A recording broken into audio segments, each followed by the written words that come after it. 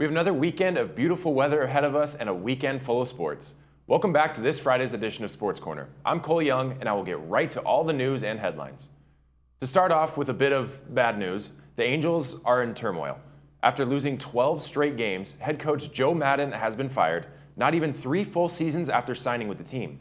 After getting off to the second best start in franchise history, the Angels looked like they were on a path to be a legitimate World Series contender. But, like I said, a 12 straight game losing streak, plus plenty of turmoil and frustration in the front office, led to the change of head coach for the Angels. After that, the Angels then lost again on Tuesday night, tying the franchise record with 13 straight losses. The record was then officially broken as they lost their 14th straight game on Thursday night against the Boston Red Sox.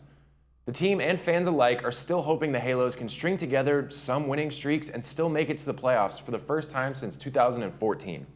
Starting tonight, the Angels have 2 straight series against 2 of the best teams in the MLB, the New York Mets and then the Los Angeles Dodgers. These upcoming weeks will be a true testament to see how talented this team is and how they can handle adversity. Moving on to more national news, the NBA Finals have been absolutely electric so far. As I mentioned last week, the Celtics were able to put together a fourth quarter run in Game 1 that gave them the first victory of the series. In Game 2, the Celtics came out very strong and looked like they might take a 2-0 lead. But in one of the best quarters in basketball, the Warriors got very hot, and it seemed like they couldn't miss a single shot if they tried, including a near half-court three-pointer from Jordan Poole. The Warriors tied the series at 1-1.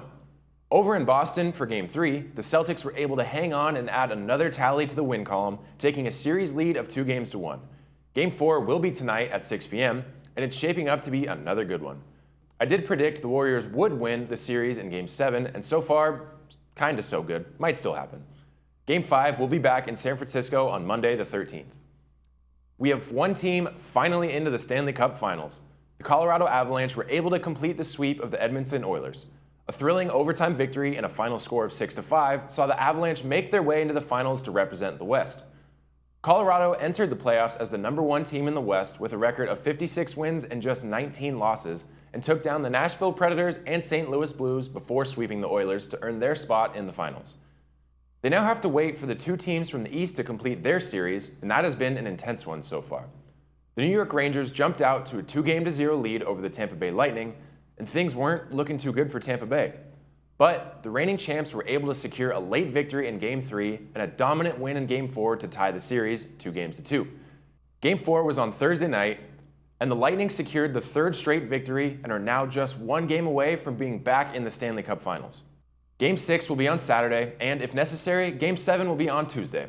This time next week, we will have the final series set, and things are getting wild. Over in the world of extreme sports, Formula 1 racing is back this weekend with another race, the Azerbaijan Grand Prix, which takes place over 51 laps of the roughly 4-mile Baku city circuit on Sunday, June 12th.